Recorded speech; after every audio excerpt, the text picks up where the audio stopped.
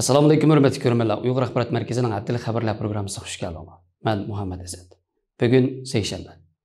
Tövəndəki xəbərlərimizin təfsilatı bolsun. Xitay Mərkəz xəbər toruning 11 ayının 29 gündəki xəbərdə bildirilishicha, Yamandagi asosliq taratqularning vakillari 24 noyabrdan 26 noyabrgacha Urumchini ziyorat qilgan.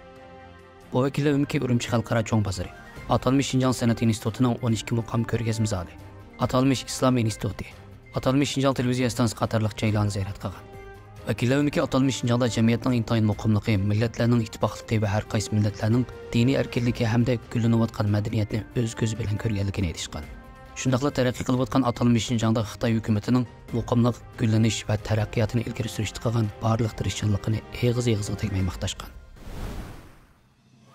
Xitoy xabar to'rining 11 ayının 29 gündəki xəbərdə deyilishicha, Xitoy Shanxay hamkorlik tashkiloti cho'ng sonliq ma'lumot hamkorlik markazi atalmish Şinjan şöbesi Qarmay shahrida ochilgan. Bu Xitoy Shanxay hamkorlik tashkiloti cho'ng sonliq ma'lumot hamkorlik markazining bosh organi bilan atalmish Şinjan şöbesining yangi hamkorligi Xitoyga texnik qulayliklarni olib kelganligi ma'lum. Xitoy hukumatining bildirishicha, yaqin kunlardan buyon atalmish Şinjan raqamli texnika va sanoat taraqqiyotida aktiv ilgirlashlarni qo'lga keltirgan. Atalmish Şinjanda intayin muhim o'rin afzalligi bor. Qaramay shahri bayliq tipidagi shahar bo'lish sifati bilan atalmish Şinjandagi uchur qurilishi va qo'llanishni ilgari suradigan va uchur kasbini yo'l qo'ygan tunji rayon. Atalmish Şinjan Shanxay hamkorlik tashkilotiga a'zo davlatlarning sonliq ma'lumot sohasidagi almashtirish va hamkorlikni yana ilgari surib, har qaysi taraflarning sonliq ma'lumotlardan tang bahralanish, texnik tadqiqoti va taraqqiyoti, sanoatni yangilik yaratish qatorliq sohalarda texnik ko'p natijalarni qo'lga keltirishni ilgari surib, har qaysi davlatlarning o'rtaq hamkorlashini texnik qulaylashtirdi va yer shari xarakterlik xarajatlarga taqobil turdi.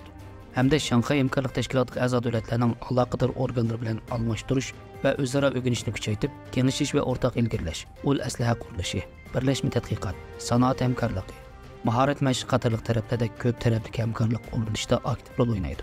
Shundaqla raqamli texnik sohasida Shanxay hamkorlik tashkilotiga a'zo davlatlar orasidagi raqamli iqtisodning yuqori sifatli taraqqiyotiga alohida qulaylik olib kelganligini bildirgan. Xabarlarimizni ko'rganlarga rahmat. Ko'rishguncha omon bo'linglar. Xayr xo'sh, Allohga omonat.